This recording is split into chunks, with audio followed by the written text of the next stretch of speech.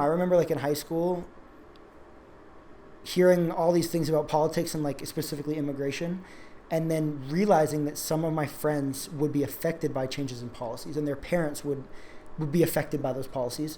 And suddenly it wasn't just like something I saw on the news. Yeah. It was like a face on that policy, and thinking like, this person will be affected. And this person might not be a part of my life anymore if they change this, and what will happen to their future. And so I think proximity is very key. And that's one thing I don't know. I wish was different. And like, I look forward to the future at BYU, of just people being more aware and being more close to just different people and cultures. I think that's to me, that's very important.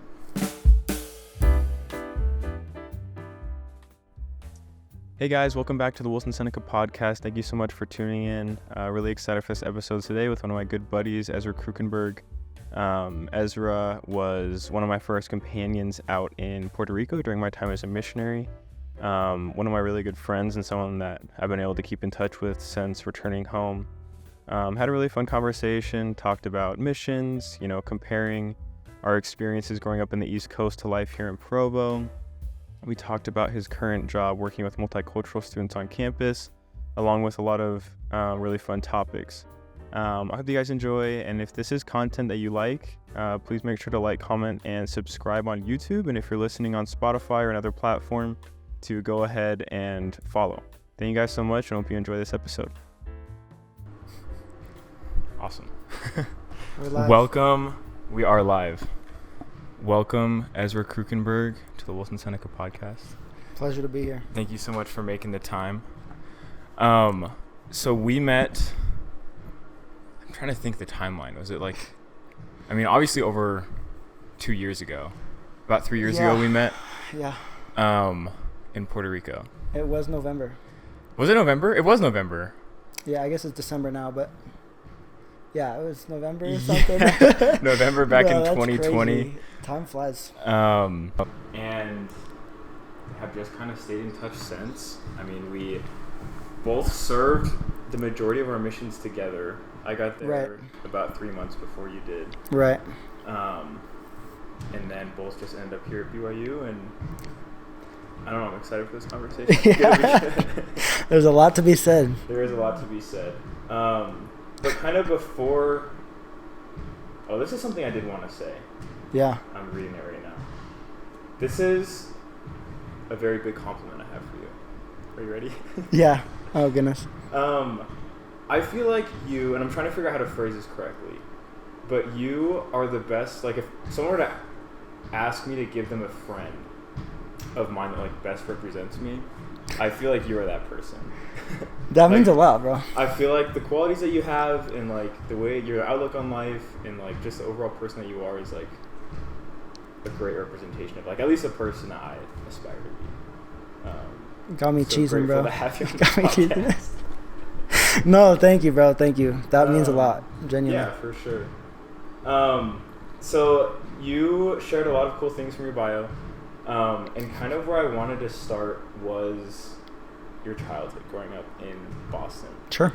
Something that I thought was really cool. So me and Ezra were companions for 2 transfers in Puerto Rico. And me being from Washington, D.C., Ezra being from Boston, we both kind of had similar experiences, I would say, growing up as a member of the church, going through high school, and just kind of the things that we were exposed to, I would say. Mm-hmm. And I also thought it was funny, you put in here that you're a Boston sports fan. And the reason I think that's funny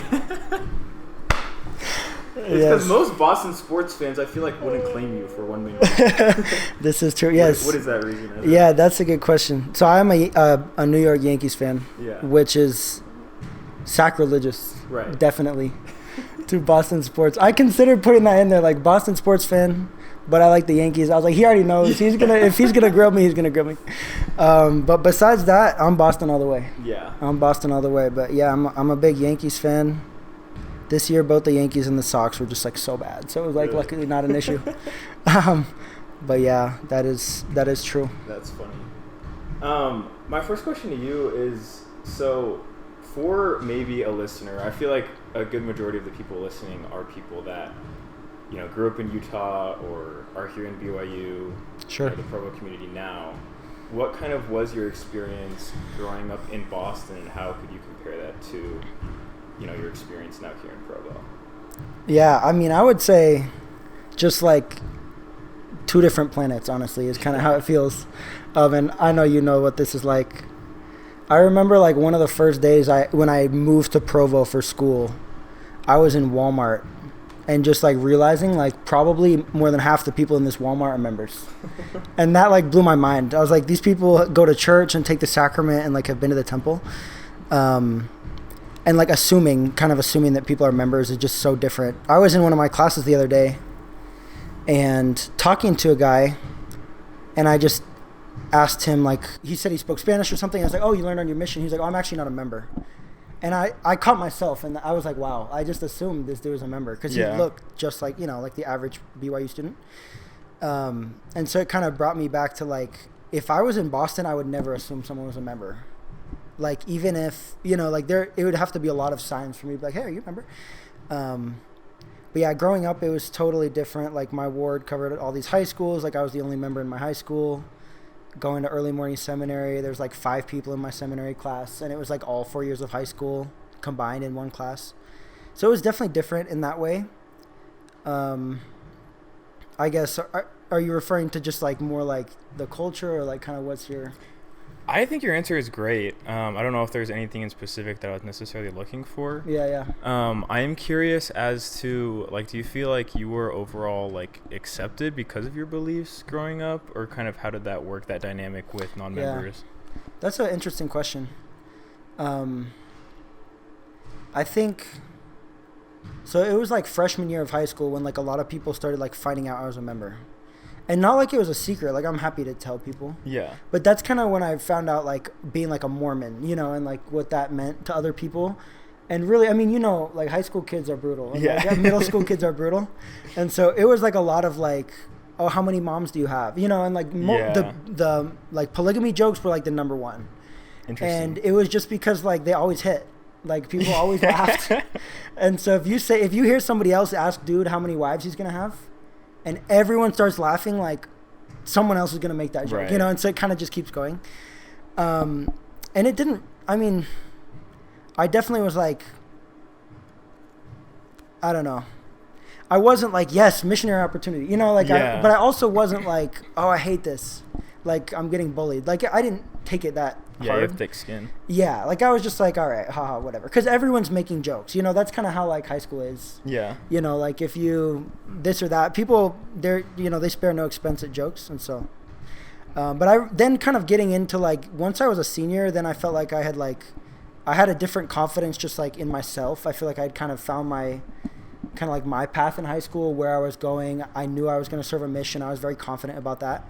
And so it was interesting to see how that kind of, like, the Mormon joke stopped once I was, like, a junior or senior. Really? And then even once I was a senior and the mission was, like, my next step, and I kind of earned my stripes a little bit more, and people were like, okay, like, he can take it, and, like, he's a real person. That's when I even had more opportunities where people were like, well, what is your mission? Or, like, what do you guys believe? And sadly, I mean, it was hard for me to share the gospel after having heard so many jokes. Yeah. Where someone would be like, maybe like, what do you guys believe anyways? And I'm like, not, maybe not in the best mindset to be like, oh, well, lesson 1 says it, so, but it was cool. And then when the mission came, definitely was a good time to kind of like show my dedication, not just like I'll skip sports events, which is stuff I did, or like I won't drink or smoke, but like I'm literally taking 2 years of my life to go and just serve and do what I think is what God wants me to do. And that was like a big, like, maybe you could say like a work of my faith that like people could see. And even teachers were like, wait, what are you doing? Like, why aren't you going to school? And so it was like a cool way for me to be like, I don't know, like, this is what I believe in, like, this is what I'm doing. Yeah, no, that's really cool. And it's interesting to compare kind of your experience to mine. Yeah. I think there was 4 of us in my graduating class that were members, Brady being one of them that know, and he was on the podcast a couple of weeks ago. But people, like, they knew me and Brady as the Mormon boys. Really? Like, we'd go to parties, and people would run up to us and be like, are you guys drinking? Are you guys smoking? And we're like, no, of course not. Like, okay, good. Like, don't. They're like protecting yeah. Like, there definitely were, you know, jokes and, you know, whatever it is that happens in high school. But I feel like I had a pretty unique experience in the sense that people, like, really just respected our decision to, like, live the way that we live and, like, have the standards that we have. And, you know, that paired with just, you know, the responsibility I felt like I had to, because I knew a lot of these kids that I was interacting with, I was their sole, you know, interaction with the church. Like, they may never hear about the church through any other source again. Like, I don't know. Right. And it wasn't so much so growing up that, like, I loved going to church or, like, seminary or, like, any of that stuff. Right. But it was just, like, a sense of duty, like this gospel's, like, blessed me, and, like, I have to, like, represent it well, like, if I'm going to claim that I'm a member of the church. What kind of was the reaction of your friends and just people in school in general when they heard you were going to serve a mission? Were they, like, mainly supportive, or what would you say? Yeah, that's a great question. I think, well, one other thought I want to share before I answer that is I think one thing that maybe people that, like, haven't lived outside of Utah or just, like, haven't lived where there's not a lot of members might not realize is, like, there's a different type of unity amongst the church when you're not surrounded by members. That's a really good point, yeah. And so that's one thing I really like about the church in Boston. My YSA ward in Boston, like, everyone's there because they want to be there. Their roommates are not going to church. Their roommates probably, you know, might not even be religious, chances are. And so they like, really want to be there. And also just, like, a different perspective on other, like, what you were saying about, like, the Mormon boys makes me think about how I connected with, like, my Muslim friends a lot in high school, because they were really the only other group that was devout to their religion and didn't participate in some of those standards. And so it's kind of, I don't know, nowadays, especially, like, with everything that's going on, like, it's easy to think of different religions as, like, far away from us living here in Utah, but like, we're really all the same, and there's things we can learn. And so just the diversity that was in my high school, like, made it, I think, easier for people to accept my mission. There was definitely some people, like, I had a close friend just be like, bro, that is the dumbest thing you could do. You know, like, you're going to be 2 years behind kind of was, like, the phrase I heard a lot. You're going to be 2 years behind, or you're, like, going to miss out on your career. And I think I was just blessed with, like, the spirit of, like, you know, with the spirit of faith of just knowing that was what I needed to do. And so hearing all those things, it just, like, kind of, you know, it, like, didn't affect me. I was just like, okay, yeah. And I also knew, like, and again, this was, like, this, just, like, the spirit or, like, faith or whatever, but I just knew it was going to be a blessing. Even though I knew it would be hard, and I knew I wouldn't be in school, and, you know, like, I'm 21 and I'm a sophomore, right? So I'm, like, behind, right, technically, by the average college student, but mainly the result was pretty positive. I would say people were, like, curious, and there was definitely some judgment, but I think the Lord blessed me, and he knew that I needed to get to the mission. And so he was able and willing to bless me with those, like, just that confidence and that strength to say, yes, I'm doing a mission. And once I came out and said it, I mean, part of me too is, like, I'm a strong-willed guy. And so when I come out and, like, I want to do something, like, I'm going to stand by that, you know, and that, you know, it's my hill. I'm going to die on it. And so to me, it was like, yes, I'm serving a mission. And when people would be like, that's crazy, I'd almost be like, yeah. You know, like, that almost, like, fed me a little bit. I was almost like, yeah. It is crazy. Like, yeah, I believe. Yeah, like, I'll do this, you know. Like, I am different in that way. And so that was maybe my first experience of, like, being different and, like, really being, like, proud of it internally, even though maybe some people, like, you know, were, I don't know, against that. Yeah, that's really cool. Walk me through a little bit your decision-making process for serving a mission in the first place. That's a good question. It's funny because my parents, like, ever since I've been, like, a baby, like, I just want to have control over my life. Like, I'm a very, like, you know, when I don't know, I just want to be able to make my own choices for better and for worse. And it's mainly for worse because I'm, you know, I'm not very smart, you know, so, like, I don't really know the right thing to do. But they told me after my mission, they were like, we never brought up the mission around you because we didn't want you to just, like, hear, hey, you might want to serve a mission, and you just be like, no, I'm not doing it. And then that door's shut forever, you know, because like, case in point, like, the Yankees fan thing, I was, like, 12. I was like, I'm a Yankees fan. And they were like, no. And that just made me be like, yes, I am. And to this day, you know what I mean? Like, I love the Yankees. And so I'm just lucky that didn't happen with my mission. So they didn't bring it up. And then when I was young, I didn't want to serve. I was like very picky with food, and I was like scared to leave home. Yeah. The language was everything was just scary about it. And then honestly, I think one of the biggest miracles and just blessings in my life was like, as I started high school, I just saw a light in all the people that I knew in the church, whether that be my parents or my bishop, or young couples that had moved into my ward. And I just knew that I wanted to have what they had. And I knew that the mission was the way to get that for me. And I felt the Spirit, and I just felt this desire to serve.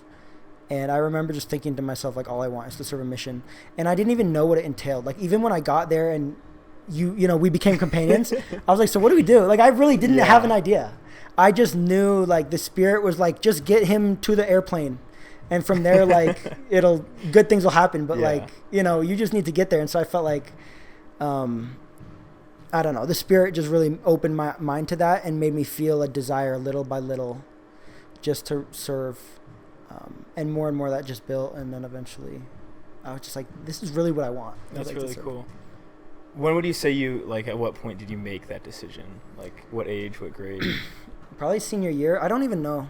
I remember distinctly, like, between junior and senior year, I had a choice of whether to take a Spanish class, and just feeling like I needed to because I was going to serve Spanish speaking. Really? Yeah. And I never said that to anybody. And like, I don't know. And it wasn't like a big deal. It wasn't ever like a thought or like a big moment, but I just kind of felt that way. And then I took this class, and it was really challenging, but it was good. And I learned, and I practiced way more than I ever had.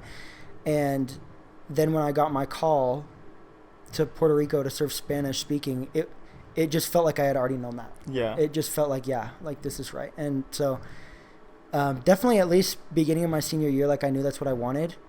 I don't know. There was no one moment. It's like, have you heard like when Elder Bednar talks about like revelation is just like a sunset? Yeah. It was like one of those. It's a gradual thing. Yeah. And there was never one moment where I was like, you know what, this is for me. It just kind of happened. And then I was like, yeah. So I don't know. Yeah. I think that's funny you bring up the experience with the Spanish class, because I had like a similar experience. Right. I took Spanish 2 years in middle school, and then freshman and sophomore year of high school. And by the time I finished my sophomore year class, I finished the required credits for the diploma that I wanted out of high school. And I easily and definitely should have kept taking Spanish throughout junior and senior year. Right. I remember I struggled through this class sophomore year. I hated it. I hated Spanish in high school. Yeah. And I make it to the end. I think I have like a B in the class, and I just like take the final. Like, I don't even know if I studied for it. Like, I was just like, I'll take the C+, B-, whatever it is. Like, I don't care. I'm done with Spanish. I remember finishing my bubble sheet and turning into the teacher and thinking for half a second, like, I'm done with Spanish for the rest of my life. But like, I knew in that moment, like, I was definitely going Spanish speaking, and like, I was going to have to keep speaking Spanish. But you brought up something interesting earlier about kind of like your parents' influence on your decision to serve a mission. I feel like that's a pretty common thing within the church, is like, I would say most parents would like all of their children to serve missions. Like, it's very easy to see after serving a mission, or like seeing other people that have served missions, the impact you're going to have on a young individual.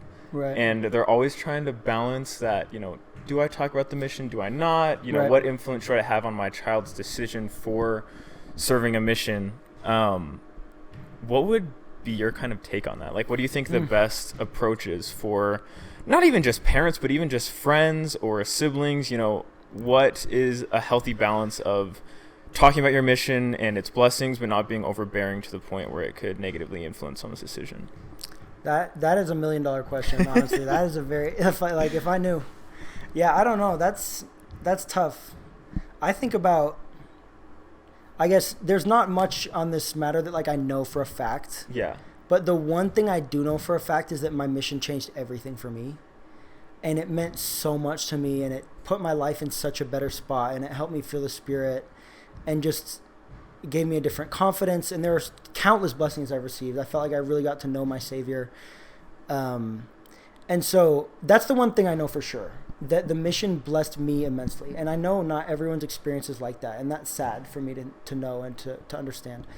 But knowing how much of a good thing it was for me, I definitely feel a desire. Like, I would love for my friends and my family and my children to be able to have that experience. Now, I don't know what's in the cards for people. Like, I really don't. You know, like some people it's just not. Some people it's not a good experience, and some people, and for a variety of reasons, you know, and some people, I don't know. It's just like there are people that start a mission and it's not for them to go home, and there's, you know, that's okay. Do you have water, by the way, bro? Yeah.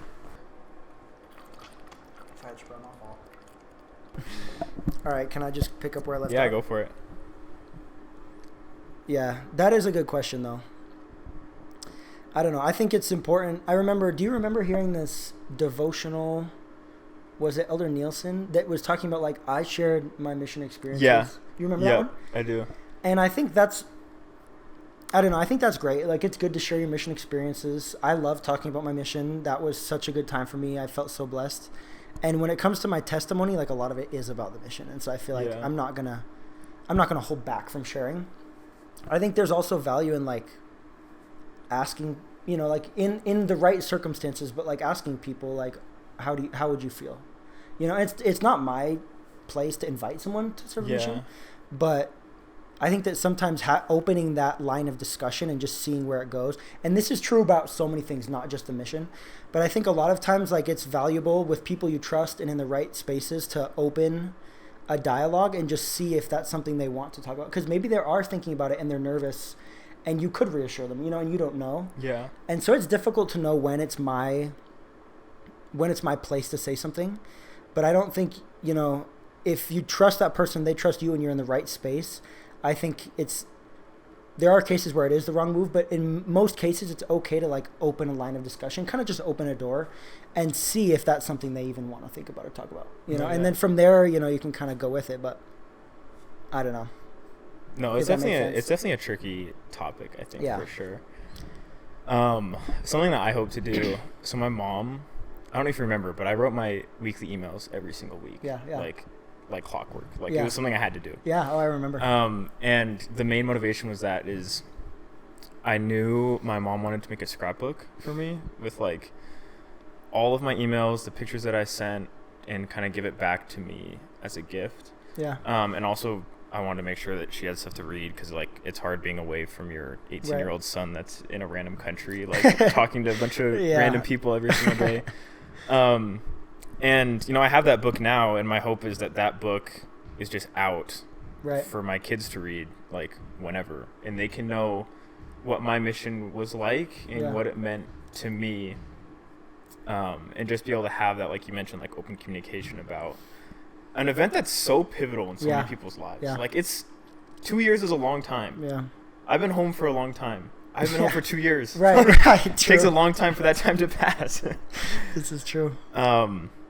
Anyway, for those, because I also, like you mentioned before, I didn't know what a mission was. I didn't know what I was signing up for. And I think that's something that we collectively as a community in, you know, the church, and also the leadership as well, can improve on, is just overall education as to what is a mission. What are you signing up for? What kind of does that entail? The same with service missions, you know, just so people know what the best route is for them and they can make an educated decision. For maybe those listening that aren't members or haven't served missions, and it's difficult because there's a lot that we do. What would you kind of summarize a mission as? Like, what kind of day-to-day things are we expected to do, would you say, as missionaries? Yeah, that is a good and very complex question. And when I didn't even know on my last day of the mission, you know, like, really what we do. Yeah, it's true. But the missionary purpose is to invite others to come unto Christ and to receive his gospel. And so, you know, we believe that the church is the way that people can come under Christ and receive his gospel. That's through covenants and ordinances. And so essentially, to sum it up, what I tell my friends that are not members is just strengthen the church is basically what we did. And so that means, takes a lot of forms, like people that are already members, meeting with them, whether they are currently coming to church or they haven't been to church in a while, whether that's planning activities, whether that's, you know, meeting with new people and educating them. You know, a big part of that is helping people move along the covenant path. And so that means helping people come towards baptism, and getting sealed and married in the temple. And so it was, one thing I loved about the mission was there's so many different ways you can do things. I mean, when me and you were companions, we were mainly like on Facebook talking to new people, right, and meeting on video calls or phone calls with people, and trying to just share the gospel with them, what we believe. And, you know, I don't think there's any one right way to do it, but ultimately the Spirit, if the Spirit can get into someone's heart, then we've done our job, right? And if someone can hear the message that we're sharing, then we've done our job. Our job is, right, not to control people's agency, but, you know, kind of just bring the message to the door. And yeah, there's a lot. I mean, I miss the mission a lot. You know, it's like such a good time, but we did a lot of different things to help just the church generally, I would say. Yeah. No, for sure. And like, I totally agree. Like, I think everything that you do, it's cool because you have that kind of singular purpose for 2 years or 18 months. Right. But yeah, I think you summed it up pretty well. Like, everything you do is driven by that purpose, which is to bring others, invite them to come into Christ through the gospel of Jesus Christ. And, you know, that entails like studies, that entails, I mean, you have to eat. Right. You have to, you know, we did walk outside, we did knock doors. Right. We also did use like technology to find people. You know, you have councils and you meet with other missionaries and talk about how you can improve, and but everything is kind of that one purpose, which is to help others come into Christ. So yeah, that's awesome. What would you say is, like, I mean, this is obviously a very hard question, but like, one of the biggest takeaways from your mission personally? That is a very good question. You're killing it with these questions, bro. I appreciate it. These are good. Yeah, I've thought a lot about that, especially when I ended my service and came home and just was thinking about like what's changed, what have I learned. I think one of the main ones was just when I'm helping other people, I'm always the one that's really helped more. When I serve others, I'm always blessed more than I feel like what I gave. And that was just such a great lesson for me to learn, and one that I should apply more. But I try to think about that, right? Like, when, you know, like if a friend needs my help and I go and help them, I always leave that experience feeling uplifted. Always. I never leave thinking, dang, I can't believe I just spent my time. You know, like I always feel more uplifted. And so I think when you have that perspective, it's like, how else can I serve? How else can I help out? What else can I do for people? And it's kind of getting outside of yourself and just like expanding and doing hard things, but trusting the Lord. And that was a big one for me, just being able to serve people and feel joy in service and like really lose myself and just, I don't know. Yeah. Just feel like I was blessed more than I could ever give away. And that's the interesting thing that I like, and I've tried to tell all my friends that said, oh, you're going to be 2 years behind, right? Or like, you're going to be like, why would you do all this? And it's like for free, right? Like, we weren't earning money. We were paying for it. Right. Yeah. That's right. They were earning money off us. And it was just cool to see, like, everything on paper might have seemed like I was just going to have to like grit my teeth and just kind of suck it up and just do it, you know, and like not enjoy it. But it was just the best time ever. And it's changed my perspective on the way I see my personal relationships. Like, I don't think you can get that close to someone, you know, if you haven't gone through stuff with them. Like, you need to go through hard things, and you need to be out of your comfort zone, and you need to be humble. And that comes through, you know, like challenges and doing things you're not comfortable with. And the mission is just, it's all that, you know, like you remember all the times, like we were just very uncomfortable. And I do. I remember Ezra, he comes to the mission. I pick him up and he looks at me and he says, Elder Seneca, I've been praying for a companion that will speak Spanish with me all day, every day. And I'm thinking, you know, perfect. Like, I need to work on my Spanish too. Like, this will be great. Yeah. And then we drove from the mission office like 2 hours to our area and held a conversation in Spanish the entire time. That was a little miracle, I think, for me. Really was a miracle for both of us in retrospect. There definitely were, especially that first, 6-week transfer where I was like, I hate this kid's guts. I don't like this kid when he's speaking in Spanish. It's not fun. But, when our 2 transfers passed, it was like a bummer. It was like we went through a lot together, and like both with the Spanish thing and like the people that we were teaching and like the ups and downs, and I just think there's no way to get closer to anyone, but especially Jesus Christ through missionary service, because you have to rely on him to be able to make it through. It's like, it's amazing, and I'm so grateful for the mission, but it also was so incredibly hard.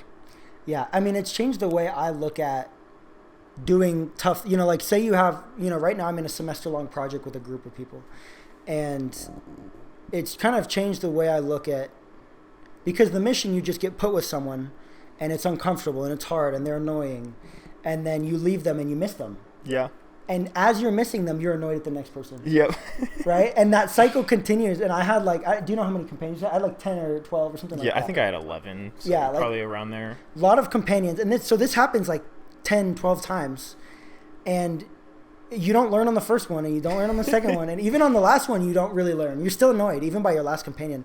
And so it's kind of just like a cool reminder, like God teaching you over and over, like, hey, this, this is how you really grow strong connections with people, is by going, you have to go through those growing pains. And so now when I start things with people, I try, and then, it's not easy by any means, but like try to understand like the uncomfortable growing, that's the part you're going to miss. You're going to miss being with that person and growing comfortable with them. And we have that capacity. And I don't know, it's just interesting how, even now, like when I'm put in a group with someone, sometimes my first thought is, like, oh, here we go, as opposed to like, wow, an opportunity, like it's just hard to see it that way. But the mission helped a lot with that perspective, I think.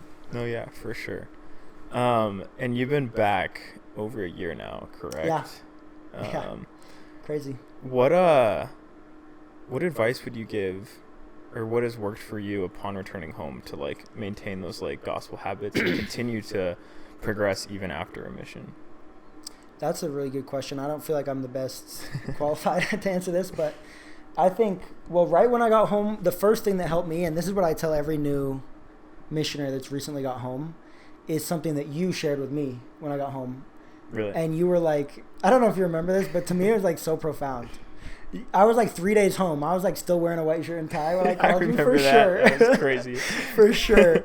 And you were like, bro, no one is on your level right now. Like, just do you. Like, just do what you think is right. Like, nobody's on your level. And I was like, no, that's true, bro. Like, I just... And that's what I tell to every new missionary. Like, even just meeting with new people that have come home recently is, like, just do what you think is right. Like, nobody is experiencing life the way you are right now. And so, like, just take that good momentum with you, And I've heard before, like, when you come home from a mission, like, you're a little bit weird. And so, like, hang on to that weirdness as long as you can. I think for me now that it means habits of discipleship. And so to me, that is like setting hard rules. Like, I will never go to sleep at night without saying a prayer on my knees, right? Or like, I will never get out of bed without saying a prayer on my knees. I will never miss church. Like, simple things like that. And it's not easy. Scripture study is hard. It's hard to cut out time. And there's those days where it's the end of the day. One thing is it's a lot easier for me to be consistent with just like get my life planning and get things done during the day if I get up early. Mm-hmm. And it's hard for me to get up early if I go to bed really late. That's kind of how that works sometimes. Yeah. But yeah, if I can get up early, like I can usually get good momentum going in the day. So it's easiest for me to study in the morning, but everyone kind of has their own way. And I don't know, I go to the temple every week. Like I really try to do that. And I've grown a new love for the temple. I don't know. I mean, what works for you? It's a good question. I'm not used to being asked questions on my podcast. I will do the question. It's my podcast now. I will not be answering that. I definitely agree. It's interesting. I was talking to my roommate about this the other day. And the desire I had to read the scriptures on the mission was crazy. Half of the reason is because the alternative was walking the streets in 100-degree weather with people that didn't want to listen to me. And I was That's eating true. up the scriptures. Like, Yeah, this is awesome. I get to sit in this AC the page turner and just read the scriptures. And, you know, life, it's a lot busier after the mission. I mean, we were running around from dawn to dusk in the mission. Yeah. But it's that one purpose like we were talking about earlier. And now there's a lot of purposes, and we have a lot more freedom to create what lives we want for ourselves right now. I feel like, you know, job, profession, marriage, you know, where do you want to spend your time? If I wanted to, I could be sitting in my apartment playing Fortnite the entire day from morning to night. For real. And, you know, I have to choose for myself what is most important. And that perspective has kind of helped me, you know, what is most important to my life, in my life. And, you know, my hope is that my actions represent that over everything. It is being like a child of God, a child of the covenant, and a disciple of Jesus Christ. So I try to make sure that I'm doing things daily and weekly, like you said, kind of those habits that you have, to not just talk the talk, but walk the walk, and like show God that really is my biggest desire over everything. So I try to read the scriptures every single day. Like you said, like I'm not perfect. I've made an effort to go to the temple every single week. I've actually started working in the temple, which has been really awesome. That's so good. And really just finding opportunities to, you know, show God that is my biggest desire, is to like be a disciple of Christ. Yeah. So since you've been back, you've been going to school here at BYU, you've been working. True. I remember when we were together way back when in Puerto Rico, you were a little bit worried about attending BYU. Yeah. Do you remember this conversation? No, actually, I'm interested to hear this, because I don't remember this. Well, you just weren't very amped about attending BYU. You were like, I don't know if I can find my people, like, you're kind of cool there, Seneca. Like, we could get down, like, out in Provo, but, like... No way, bro. I feel like people are kind of different out there, and, like, I grew up in Boston. I'm trying to hang out with my friends from high school. And obviously, this is you, like, 2 weeks into the mission. Like, you were in Boston a month ago. Okay. So, I don't know. Maybe you don't remember this, but do you remember there being a little bit apprehensive to attending BYU at some point? Yeah, this is great. This is very good. This is awesome. I'm glad you... Yeah, I don't remember that conversation. Really? I remember definitely feeling that way. I don't remember that conversation. I remember... There's no way I was like, you kind of cool, bro. You kind of... No, you did, bro. I swear I'm not trying to just hype myself up. No, bro. No. It was... Yeah, there was a lot of thoughts. For me, like, high school, it was all about, like, what colleges can I go to, and, like, I kind of maybe equated, like, what school I went with, like, my career. You know, that happens in competitive high schools. I think that's an East Coast thing. I mean, maybe it's, you know, across the nation. I feel like where I grew up, there's a lot of pressure in judgment on where you attend college. Like, oh, you're going to community college? Like, what went wrong? Oh, yeah. When, like, in reality, that's normally the best place you could be going financially, especially with how expensive schools are everywhere else outside of BYU. Right, or like assuming your parents can just pay for it. Yeah. Like you can, yeah. I definitely remember that pressure. 100% agree. And so feeling like it was very important to me to like do well and like end up at a good school, and that was kind of like, you know, like most likely to succeed type of like energy. Yeah. And ultimately what it came down to was like the finances of it, kind of like to your point. I did not apply to any community colleges, and that's the only thing in Massachusetts that would be comparable to BYU as a community college. And I remember like getting into like some of my, you know, schools that I really would have loved to go into, like my friends were there, and just like it's tens of thousands of dollars a semester, and I'm just like, I felt like the choice was made for me to go to BYU. Yeah. Because I had all these price tags that like, you know, my dad would have to sell the house, you know, to get me an undergraduate degree, and feeling like, okay, well, I'm kind of forced to go to BYU. And so I was bitter about that for sure. Yeah. I thought like, why, like, frankly, I didn't really like Utah. I'd never been here. I had heard so much about church culture. I was worried about finding my circle. Like I didn't know anybody, all this stuff. And so the mission helped me. It's funny to say that because that was like right at the beginning of my mission. Mm-hmm. If we had had that same conversation at the end of my mission, it would have been very, very different. And part of that was meeting good people like you, that I realized, like there's cool people that are going to be at BYU, and people from all over are at BYU. And also realizing like I'm more happy and comfortable where I can live my standards with people that live my standards. And so that's what really it comes down to. There's a lot of things I don't like about BYU, but it's just it's like a whole different league from going to like UMass or Boston University, where it would be so hard. The current is so strong, like the worldly current is so strong, it would be impossible for me to just, thrive in the same way I can here. And so that's kind of, my mission changed that for me a lot, but that's definitely a process I went through, and my mission helped me a lot. And I think that was another good thing about my mission. Like I didn't go straight from high school to BYU because that would have been very hard for me to accept. And so that was kind of a nice transition. But it's funny you bring that up, bro. I genuinely did not remember. That's funny. Talking about that. I am curious, kind of, what do you feel like BYU provides, like, to you personally? Like, how does it cater to you? And, like, what do you feel like are areas that we can kind of improve on in general? Yeah, that is, wow, that's a layered question for sure.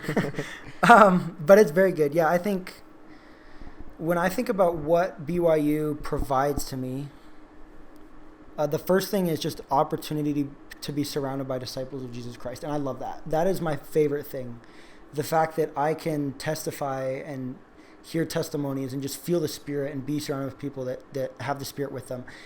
In high school, I knew lots of people that had the Spirit with them and lots of people that didn't, members and non-members, like the light of Christ. And I like myself more when I'm with people that I feel the Spirit with. And there's lots of people here in Utah at BYU on campus, just in Provo that maybe don't, aren't as devout, or, I don't feel the Spirit when I'm with them. And, everybody has their own lives. But me personally, that's what BYU does for me, is I can surround myself with those people. I mean, I think about my career, like BYU has the opportunity to put me in a good spot financially. That is one thing it also does for me. It's a good chance for me to be independent. Like I live away, I have my car, I have my house, I kind of run my own life. Yeah. I could play Fortnite all day, to your point. Like I really have that independence, and that's good for me. And just really be surrounded by good friends that I feel like I feel the Spirit with them is probably the main thing. When it comes to like what can BYU do better, there's a lot, that I could say. And I mean, BYU is great, and we love BYU. I think the main thing I miss from Boston is being surrounded with diversity. That just hurts me, like being on campus and it's just all members. And so it's two sides of the same coin. Like I love being surrounded by disciples of Jesus Christ and people that practice the faith that I practice. That's awesome. And I feel very like it's easy for me to fit in, Yeah. But I miss just knowing people from all different races, all different ethnicities, all different faiths, and just being able to, I don't know, like it was nice to just get to hear about that. Yeah. And I feel like that is, it's harder, it's like, I wouldn't say uncomfortable. It's maybe like, like that's one thing I miss for sure about home. But part of it as well is knowing that there are some people that they never have experienced that diversity. And I think there's so much value in life in knowing people that aren't like you.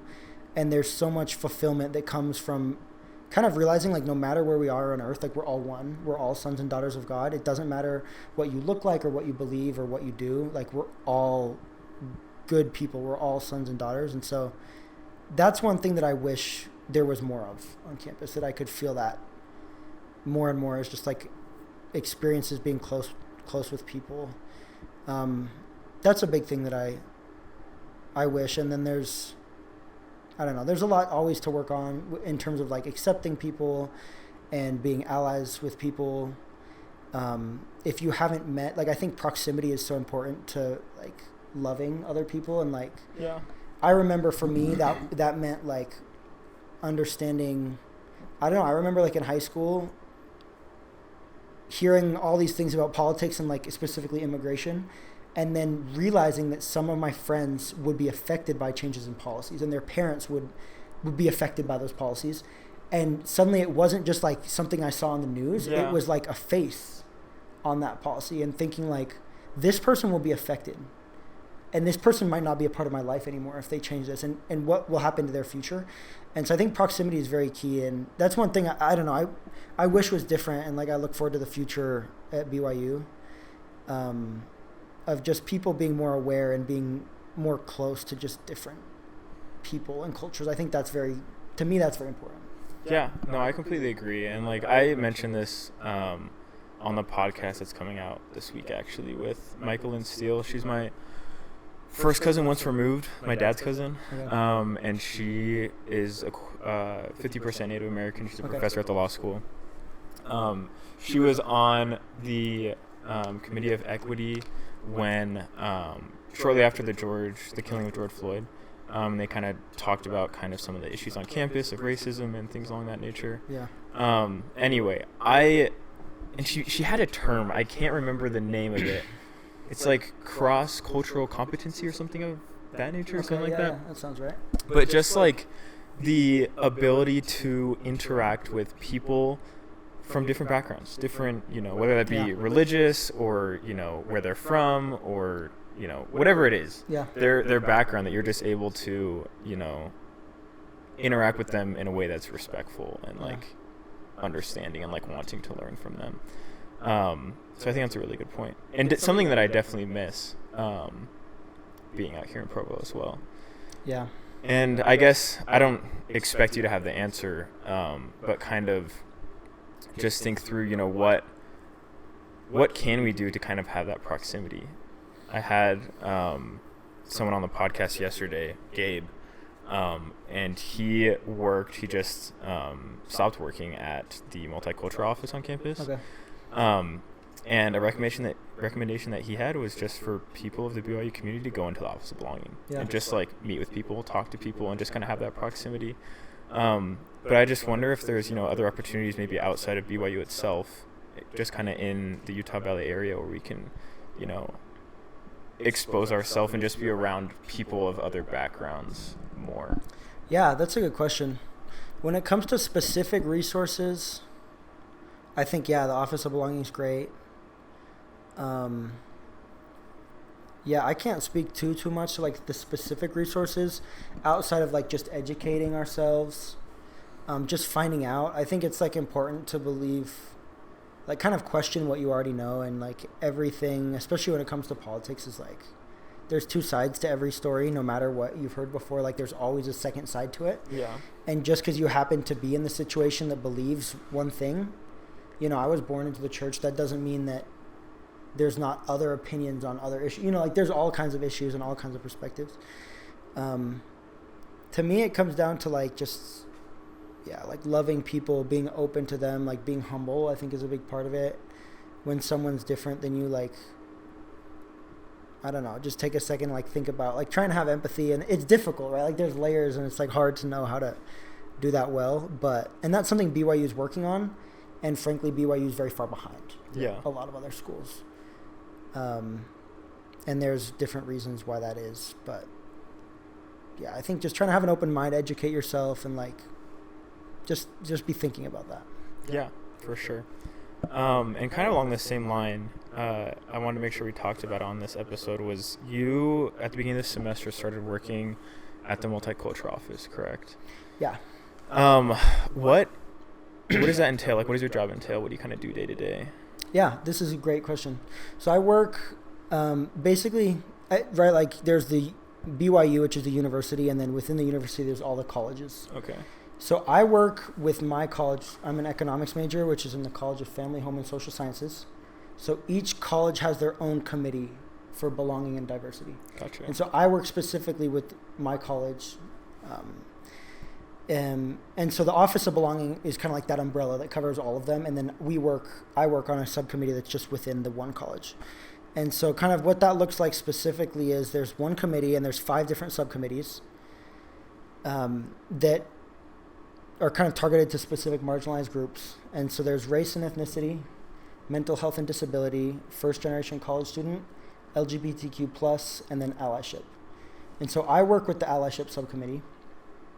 Allyship's a little bit different because each of the other groups, like as you can tell obviously by like their names, refer to a specific group, people that can identify as part of that community. Mm-hmm. Allyship is just being a person that isn't part of a group or doesn't identify as part of a group, but wants to support and just be there and help out with the cause. And so in my case, I don't identify as a part of some of those groups, right? And so, like, for example, I'm not a first generation college student. I don't know what it's like because my parents both graduated from college, and I can text them with questions, and they ask me how it's going, and they say, oh, I remember. My bad. You're chilling, bro. That scared me. Yeah, it caught me off guard. And they tell, like, my parents can tell me their experiences about college, and so, but I want to be an ally for those people. 10% of BYU are first generation college students. Really? Which I wouldn't know, right? You wouldn't know. That means you walk by 10 people, one of them on average, their parents did not graduate from college. And it's not easy, right? Like, I was thinking about it this semester, like, they don't teach you what to register for. Yeah. They just open registration and you just register. And if you want, you can reach out to someone and set up an appointment. But like, it's not easy. Or I imagine, like, I'm a member of the church, but how hard would it be to not be a member of BYU? Yeah. Like, as hard as it was for me to be a member in Boston, it would be a million times harder to not be a member here. You know what I mean? Where they pray every class and it's just assumed. And so that's kind of what we do. So in my subcommittee, it's all about how can we increase allyship? How can we increase awareness? For me, like, I'm a white, straight, cisgender male. Like, I could go my whole 4 years at BYU and never once think about this. And like, that kind of is the problem, right? Like, let's try and spread the empathy a little bit more and help people kind of just think about it. And so BYU is great, but that's one thing that we work to, like, we want more allies, right? Like, we want more people. And so literally what it means, like, what I do day to day is I run a team of volunteers. Typically the subcommittees have like between 3 and 6 or 7 volunteers. Yeah. And we plan activities and initiatives. And so for this past semester, the main thing we did, this is a plug as well. If any of the listeners are a student in the College of Family, Home, and Social Sciences, I have 2 things. One, if you're artistic, there's an art competition. And the cash prize is $1,000, bro. Can you believe that? Reach over and tell me. No, but seriously, if you are artistic, look at that. $1,000, that is significant. Yeah. And so we manage the art competition that's annual. It's going to be like our 4th year doing it. And the theme is always something Zion related. And so they're coming out with the theme, announcing it. And then this winter semester, February through April, we'll be accepting submissions. So that's a good way to get involved and just kind of spread awareness and think about it. And then this next semester, we're looking forward to as well. We run panels and discussions kind of about, like, just to help people think about, like, what does it mean to be an ally? Like, what would it be like to not be me? What would it be like to be different? And then how can I help those people? And to me, that ties into, like, my just discipleship and, like, my covenant to, like, cry with, mourn with those that mourn and help other people. And then the other plug as well is if you're a student at FHSS and you are interested in getting involved, like, reach out to me or reach out to the college, to the committee for belonging and diversity, and volunteer in some way, shape, or form. And so for most of the volunteers, it's like an hour a week commitment where you basically are helping to plan activities, and, like, your opinion will matter, and it helps make the college a better place. And so if that's something that stands out to you and you're interested in making change and being an ally and just helping be there for people, you're looking for volunteering, any of the above, like, reach out. We'd love to be able to connect with you. And whether that's with allyship, a different subcommittee, or even a different college, like, there's ways to get involved. And if this is something you've thought about, like, just check it out and see. Maybe it doesn't work out for you, but it's been such a blessing to me to be able to think about this and get to know different people and meet non-members on campus and meet people that are different than me here. And it's added such a light and a value to my life. Yeah. And I'll make sure, if you can just send me whatever information you want me to put in the bio, just so whoever, is listening or watching, you can, access that information or reach out to Ezra and be able to get whatever you need to, make that change. Yeah, definitely. Cool. Well, we are already past the time limit, as everyone heard it go off abruptly. As everyone knows. The time always flies, but something I like to do at the end of each episode, I give the person being interviewed an opportunity to just share whatever. That can be along the lines of things that we've already talked about, something that you came wanting to talk about today, or just whatever comes to mind. So sure, just kind of pass the time over to finish. Start grilling you. Yeah. What was your childhood like, bro? Yeah. No, I would say, yeah, I'm super grateful for the opportunity to be here. This is like a good time. Yeah, it's kind of like humbling to, just to like that you'd reach out and think of me. And Of course. I would definitely like to say, yeah, thank you. I don't think you know how important you have been in my life, genuinely. Not to get all sappy on the camera. But it was so crucial for me and my mission to have you as my first companion. It set the tone right. And consider like my mission is my most important chapter. And like you set the tone for that chapter in such a good way. You're someone I look up to so much. And so it's good to have people you can count on. And like anybody who knows Wilson knows this dude is honest. He will not lie to you. If the joke is not funny, he's not laughing, like that's just what it is. And so it's been so good to have you around. And like, like I said back in the day, bro, you kind of cool. We should kick it in Provo. But yeah, it's been, this has been fun. And it's been so good to just have you as an example and as a friend and someone I look up to a lot and that I hope continues to be in my life even when we're not both in Provo. Yeah, for sure. Thank you. I appreciate that. And thanks again for making on the podcast, making the time. And good luck with, your job and finals and, Thank you. whatever else is to come in your life.